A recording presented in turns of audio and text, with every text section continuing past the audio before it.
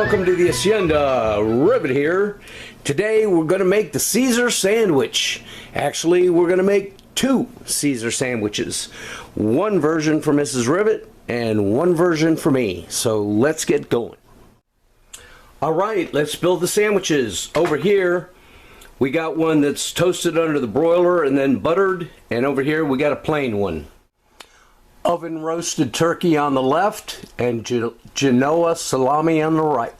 Swiss cheese, Caesar salad, and let's cap them up. Plain one over here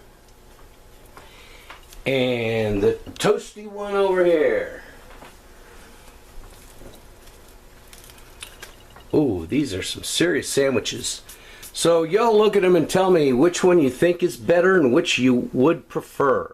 And here are a pair of really nice sandwiches. Let's get a close-up. And here we go. Close-up of the sandwiches. The one on the left is a turkey. That's more traditional because you can have a turkey or chicken Caesar salad. I went a little different route. I like the Italian way.